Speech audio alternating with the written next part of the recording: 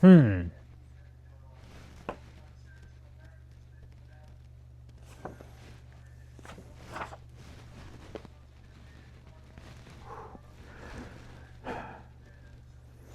You know what? This game, I think it is very interesting. This Midnight guy, he has a point. I like it. I think I would like to play it. I will have to go talk to him about being a villain in this game. Oh, Midnight! Midnight!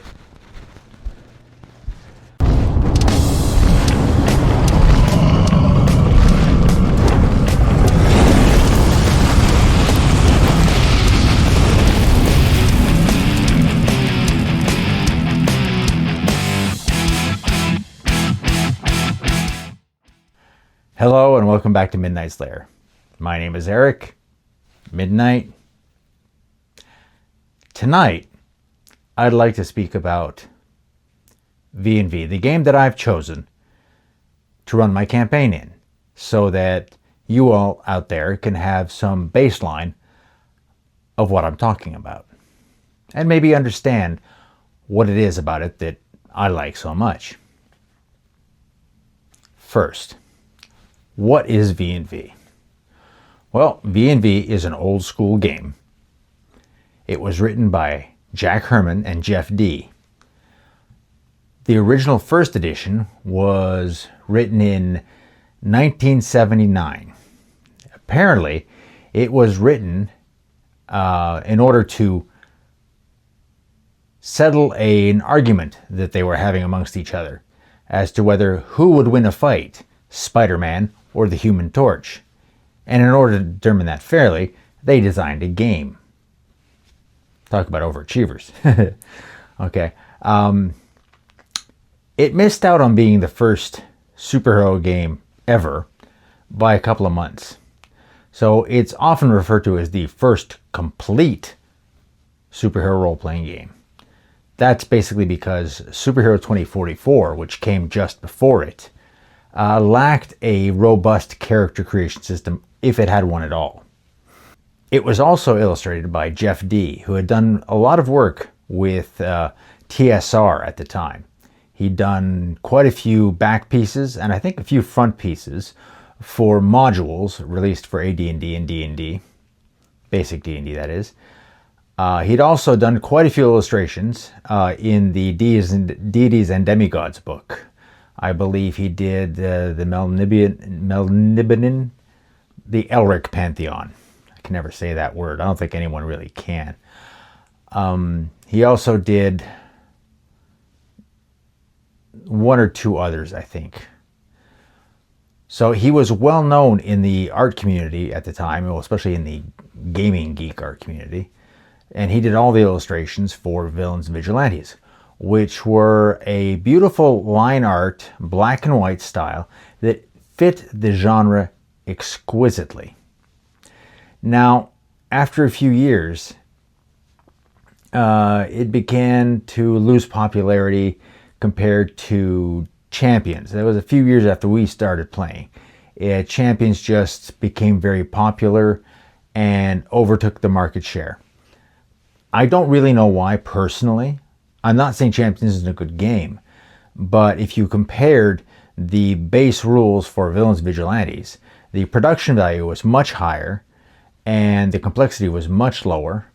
So you would think that that would draw more people because there was less buy-in to the game. Champions, on the other hand, had much inferior art and the rule complexity went up significantly. So I never really understood it. And plus, I didn't like it, but a lot of people do. It used text-based mapping for movement, which, if you were coming from a D&D perspective, didn't work so well. You're used to square grid movement, which is what V&V uses.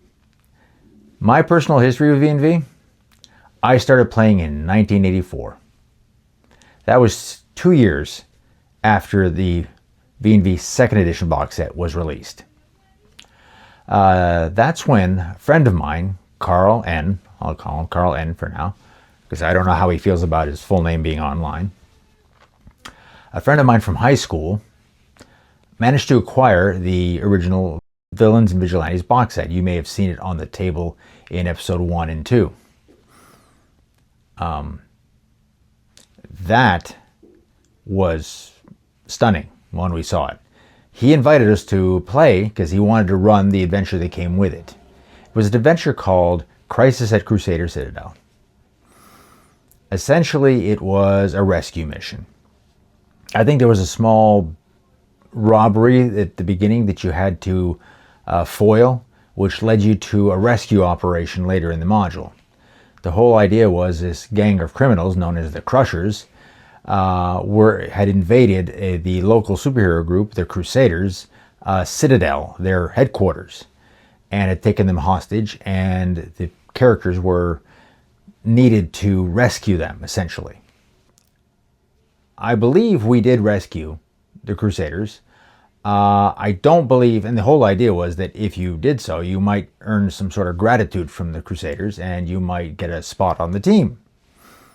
I don't think we got a spot on the team. I'm pretty sure we did rescue them, but my character at the time, what I had rolled up that evening that afternoon for the game, was a character I named Ghoul.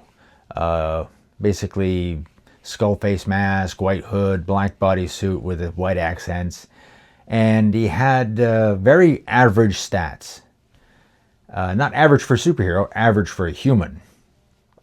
And he had rolled up 2 superpowers. One, I think, was heightened expertise, which basically gives you a +1 per level to hit, which is good, but it's not, super. And death touch. When you have death touch for a power, everyone looks like a corpse in waiting. I believe during that adventure I killed one of the heavyweight villains, a character called Bull, basically a mindless, rampaging child in a huge hulking body. And by the way, I didn't mention this. Ghoul had the weakness of prejudice. People didn't like him. I wonder why. He only went around killing everyone. But the adventure was a lot of fun, and I saw the potential in it, and so did a few others in the group. I know that after Carl finished that game, both my friend Percy and I borrowed the book from Carl and photocopied it. Front to back, back to front. We each made our own copy, and we 3-hole punched them and put them in these duotang folders that can hold 3-punch paper. And for the next 10 years, we ran campaigns out of those photocopies. Now, I ended up taking over from Carl and running the campaign because he didn't want to keep running it. So I took it over and I ran it for a while, and we formed eventually with a few new characters. I don't think everyone kept their same characters. We formed a group called the Vigilantes. I mean, mind you, we were in high school, right? So naming supergroups was not our forte. Although most of us were comic book fans in some form or other. I ran that for about, on and off, for about 5 years. And while I was running that, my friend Percy began his campaign, which quickly overshadowed mine. Because Percy is an amazing DM, especially when it comes to superheroes. He has an innate grasp of the topic and the concept and the genre. He's really good. And so he formed a campaign, and it was quite a few heroes, and a few heroes that would switch in and out. And we referred to them as the Champions of Peace. Again, another wonderful name. Otherwise known as the Cops. So the joke around the table was, "Hey, quick, the cops are coming!" So after he ran that campaign for about 10 years, until people's lives got a little too busy in college and attendance at the games dropped off, and Percy was spending a lot of effort and time putting into the games. And when one night a lot of people didn't show up when they were supposed to show up, he said, okay, that's it. He basically wrote an end to the campaign saying it was a giant cosmic, what should we say, cosmic annihilation. And that campaign ended. Now, there were, I think it was 4 or 5 of us that wanted to keep playing. Well, 4 of us, plus Percy. And we formed a new group. And this group was a loose association of heroes who didn't really believe they were a team. They just happened to work together a lot. And it took I think a year or more before they finally admitted to themselves that, nah, we're a team. And about the same time that they actually tripped over their name, they were on a medieval forested world, and situations occurred, and we ended up being called the Pantheon because we were trying to persuade the locals to help us against the villains by claiming to be a pantheon of gods. Well, we weren't, but they didn't know that.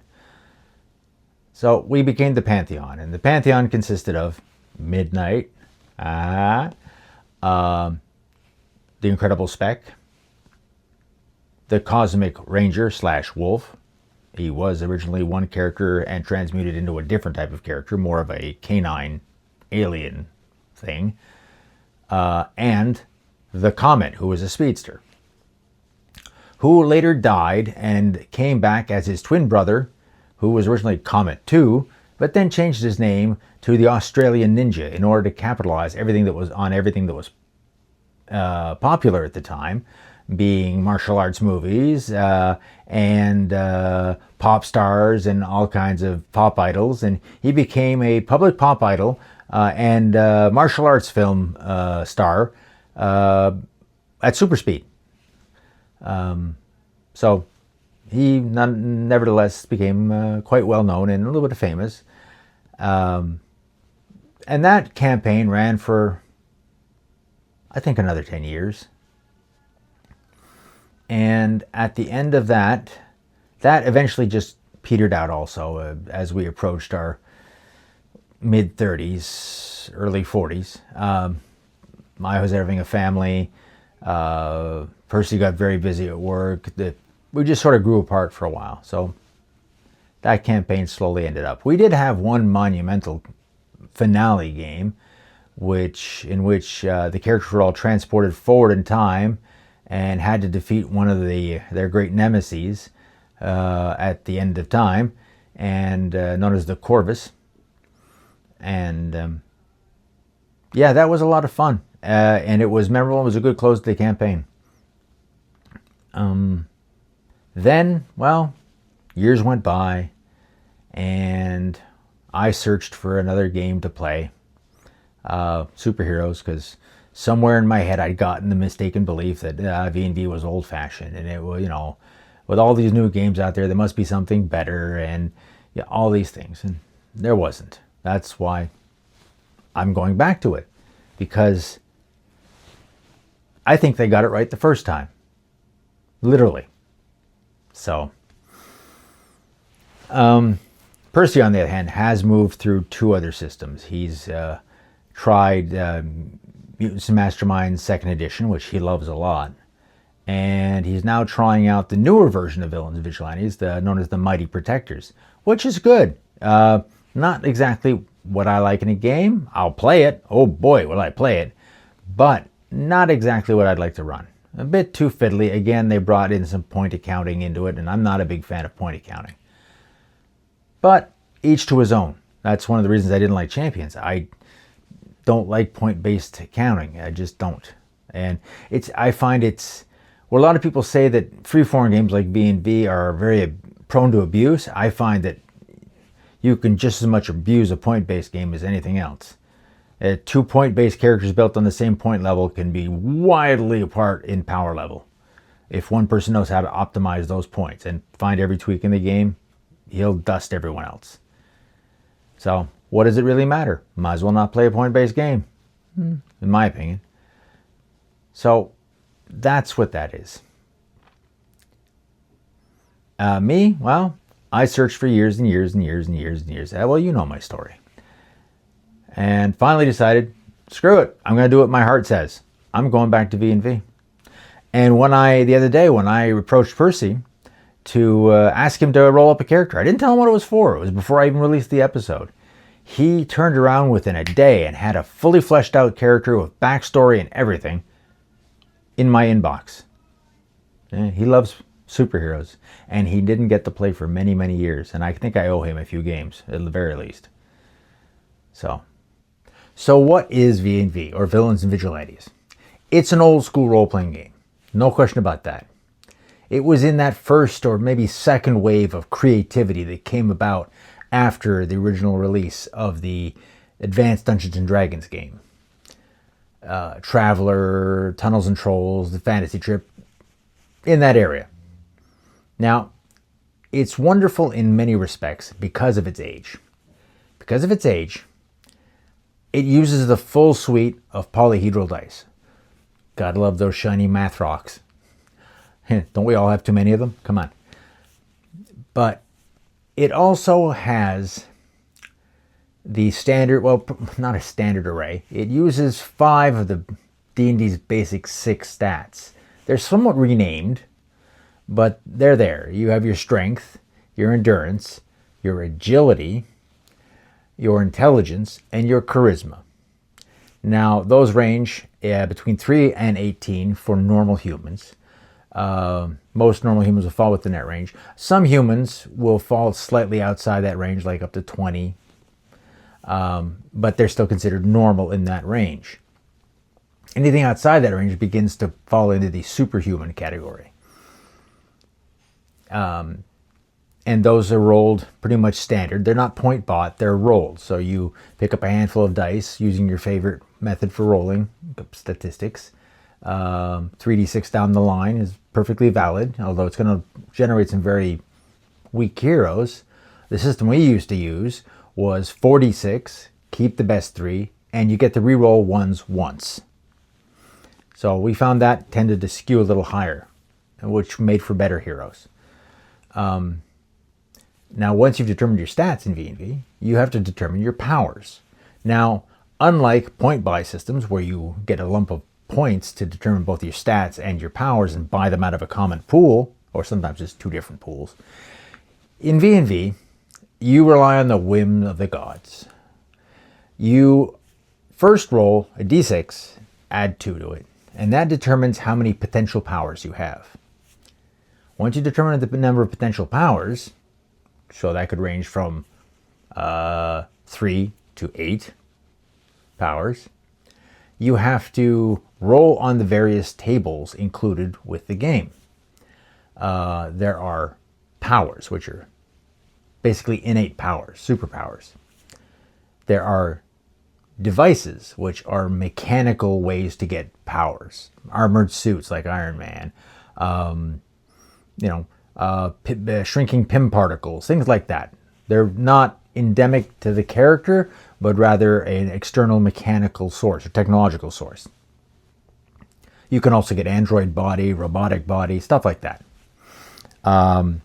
Then you have your magic psionic items. Now these are exactly what it says on the tin. They're magic or psionic items. They like the Eye of Agamotto from Doctor Strange, or a headband which allows you to, or amplifies your latent psionic potential, so you get telepathy and telekinesis, things like that.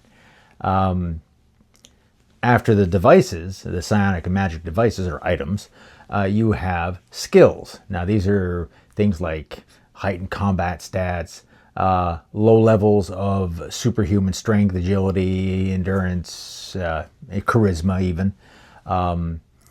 And then you have, after that, you have magic and psionic powers. So those are endemic or innate abilities with psionics or magic. So magical spells, the ability to cast magical spells falls within that table.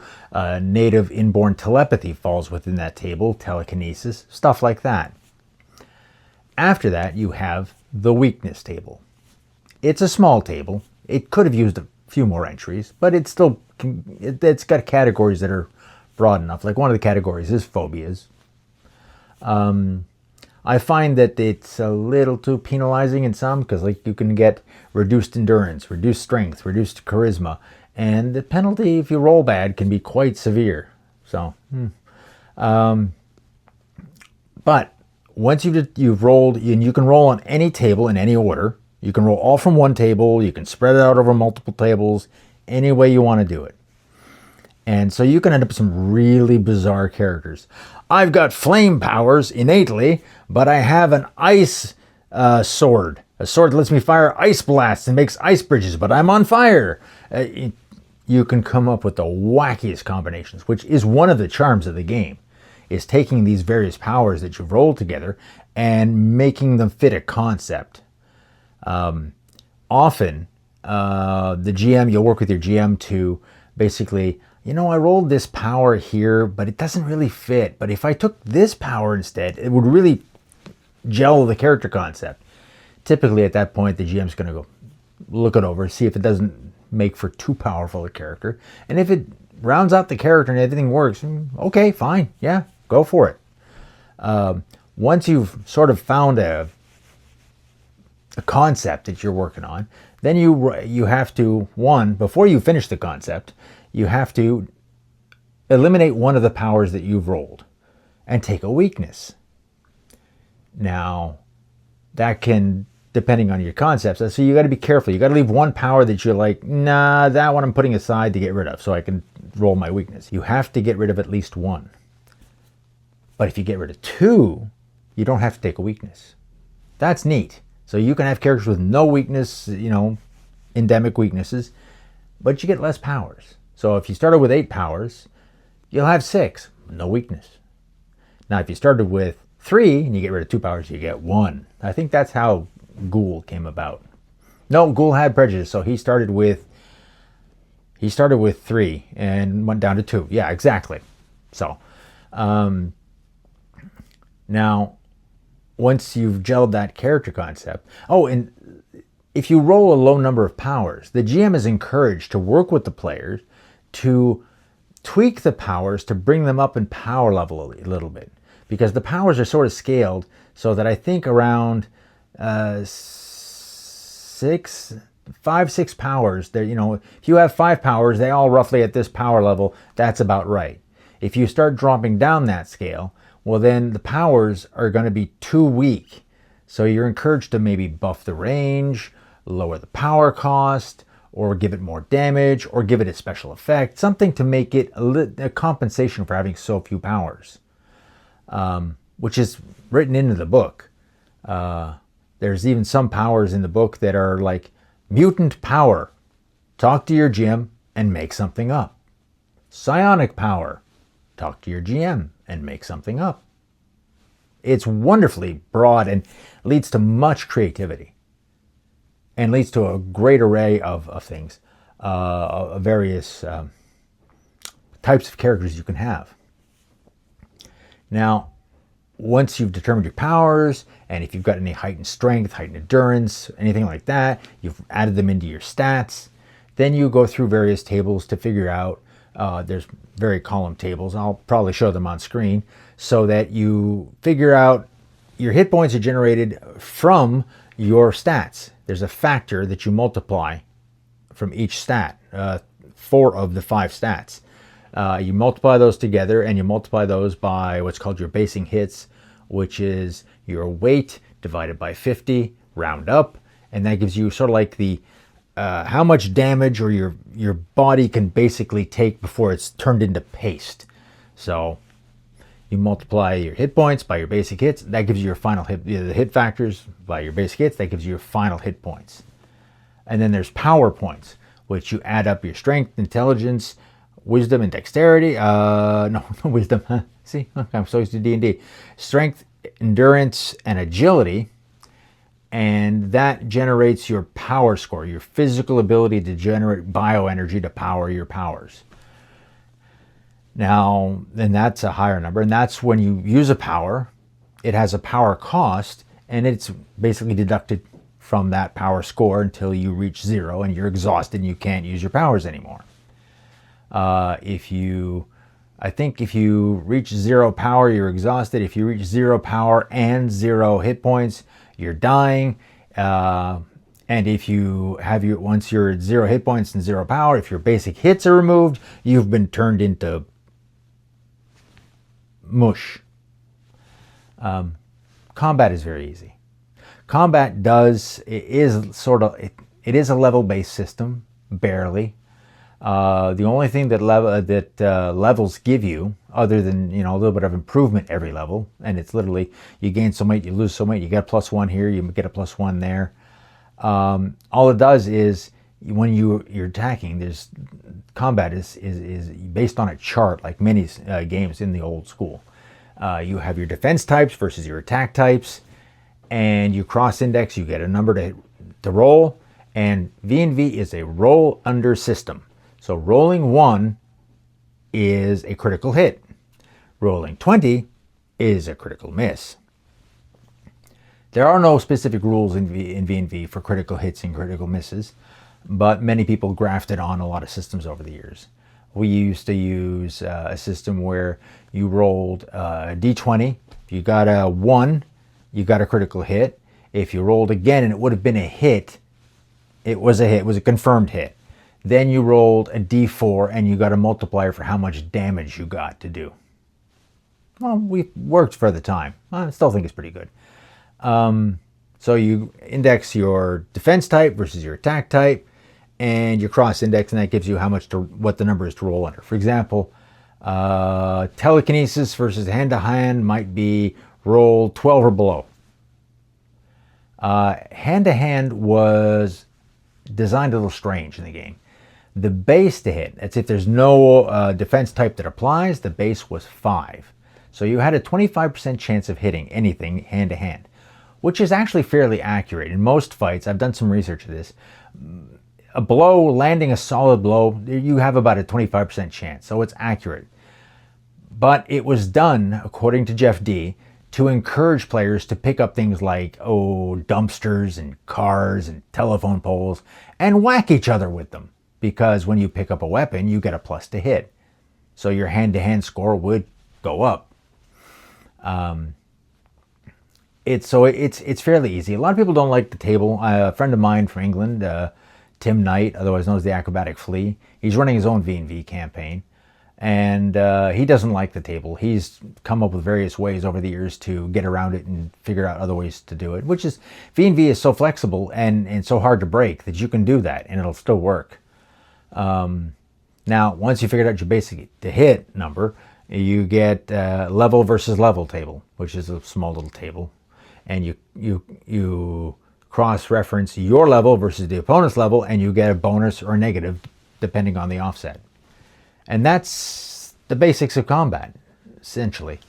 There's a lot of little finicky things, but they're very interesting. For example, you have the ability, if you get hit with damage, you can do what's called rolling with it, which means you subtract 1/10 of your power score from the damage, you take that off power, and then the rest goes to hit points. So you're sort of like, someone hits your character in the side, you roll with it, so you deflect some of the blows, so you take exhaustion and some damage, instead of just taking the full damage. Yeah, interesting. There are all kinds of maneuvers like carrier attacks, special attacks. They're all in there. And it's all in 48 pages. The powers, the combat system. There's even a legal system in the book, which is based on the Criminal Code of New York State at the time. It's, well, abbreviated, I imagine. Yeah. I don't think that, New York State's criminal code would fit in a little tiny book. But, it's a sampling. Gives you an idea what to charge, the villains with, and how much jail time they would get for certain things, and how to run a trial. Actually, it does have instructions on how to run a trial. Instructions on inventing. They're a little arcane, but they're there. All kinds of things. It's a wonderful system. Simple, hard to break, but you do have to be on your guard for abuse, like any system. And I really look forward to finishing off the characters of my other players and getting together at the table and running our first game. Hopefully that will be soon, because I would love to regale you all with the tale of their exploits in their first adventure. In fact, I'm dying to do so. So until then, this is Midnight. saying, let's call this one done, and I'll see you next time.